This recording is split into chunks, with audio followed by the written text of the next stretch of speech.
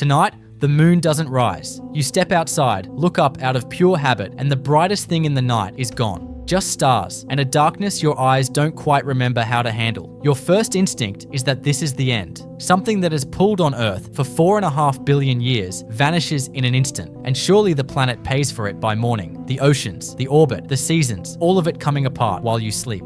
Most of that instinct is wrong. The catastrophes you'd brace for mostly never arrive, and Earth wakes up tomorrow looking almost exactly like it did today. Chapter 1. The First Night. Start with what you'd actually notice. The sky goes dark. A full moon is the brightest object in the night by a huge margin. Bright enough to read by, bright enough to throw your shadow onto the pavement. Take it away and the night sky you've known your whole life is gone overnight. For the first time in human history, every single night is a moonless one. That sounds almost peaceful until you remember how much of the living world is quietly running on that light. We'll come back to that. But the thing on everyone's mind that first night isn't the view. It's whether the ground under your feet is still safe. The moon has been gripping this planet since before anything was alive on it, so yanking it out of the sky should send Earth lurching off balance, maybe even sliding toward the sun. It doesn't.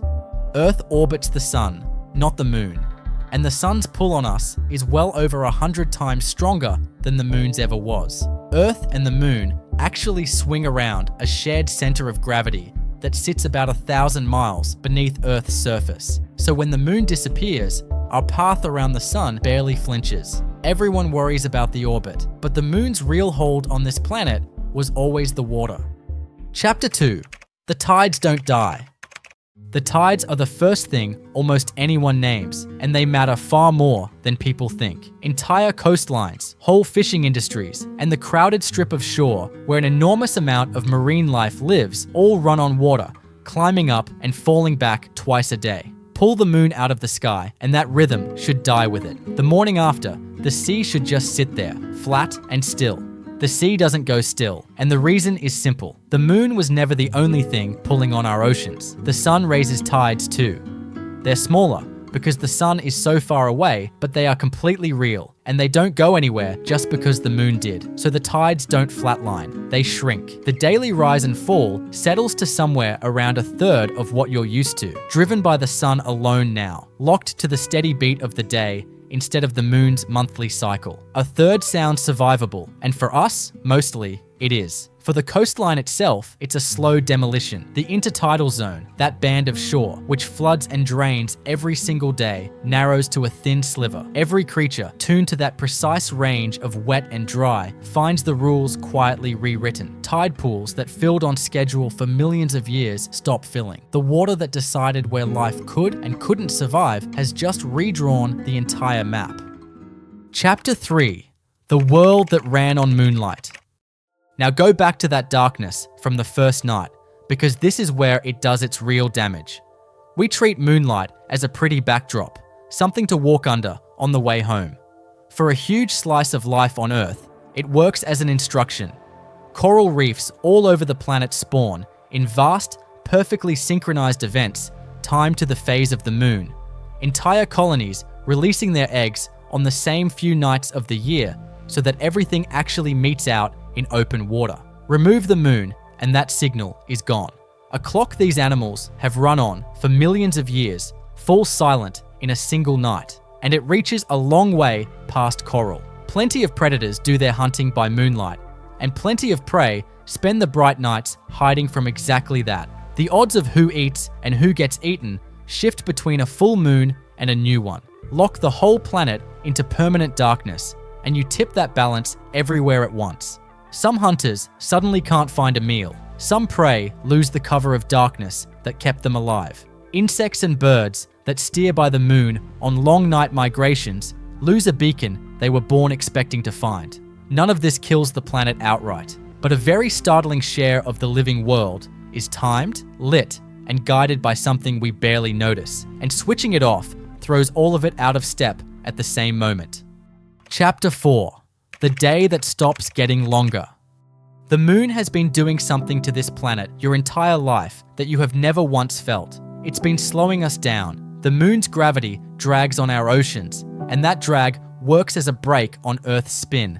very gradually bleeding off a little of the planet's rotation. The effect is tiny and completely relentless. Our day has been getting longer by roughly 2 milliseconds every century, and the rotational energy Earth loses gets handed out to the moon, which spends it drifting about 4 centimeters farther away every year. The moon is leaving. It always has been, just slowly enough that nobody panics. Take the moon away tonight, and that main break comes off. The slow lengthening of the day stops, and our 24 hours lock into place more or less permanently. That sounds like a footnote until you follow where the moon's retreat was always heading. Right now, by pure coincidence, the moon and the sun look almost precisely the same size in our sky. The sun is about 400 times wider than the moon, and it also happens to sit about 400 times farther away. And those two huge numbers very nearly cancel each other out. That one coincidence is the only reason a total solar eclipse can exist. The moon sliding across the sun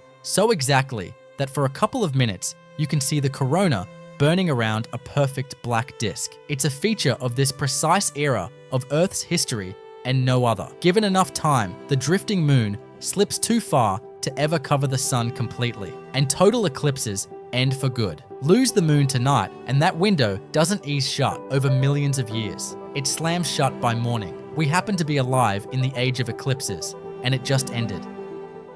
Chapter 5. The Slow Catastrophe. Everything up to now is survivable. The one consequence that actually threatens us is also the one you'd never see coming, because it plays out over a stretch of time that makes the word tonight sound like a joke. The moon holds Earth steady, and this time, the thing it steadies is the tilt. Our planet leans over at about 23.5 degrees, and that lean is the whole reason we get seasons. The angle stays strikingly constant, wobbling only slightly across tens of thousands of years, and the moon's patient, steady gravity is a big part of why it holds. For the entire history of complex life on Earth, the moon has been working quietly in the background as a stabilizer. Pull it away and the stabilizer is gone. Over millions of years, Earth's tilt would begin to wander, and not gently. It could swing through a wide range of angles, dragging the climate along with it. The poles could tip far toward the sun. Ice caps that lasted for ages could face conditions they have never once met, and then the whole arrangement could slowly reverse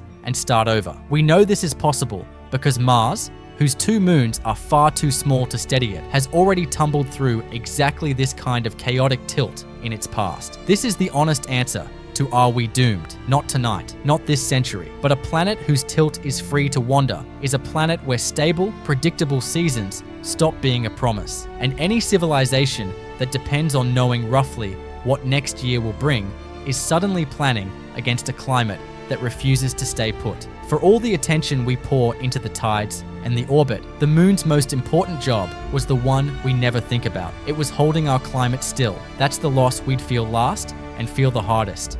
So the moon vanishes tonight, and the morning after, the world looks almost ordinary. The sun comes up on time. The tides roll in, smaller than yesterday. Every disaster you braced for quietly fails to show. The real damage is all in the slow losses. A darker planet, knocked out of rhythm, a sky that quietly gave up its eclipses, and a climate that, given enough centuries, stops holding still beneath our feet. The moon was doing quiet, load-bearing work the entire time, and you only get to see how much once it's gone. Based on these assumptions, I will give humanity a solid 8 out of 10 on the humanity survivability score. Short term, it would be a 10 out of 10, but long-term effects could make the planet hard to survive on. Which brings us back to the sun, the one that rose so reliably the next morning. We leaned on it constantly in this scenario. It's what keeps Earth locked in its orbit. It's what's still driving the tides long after the moon has left. It's the reason the morning after looks so normal at all. The whole time, we treated the sun as the fixed point.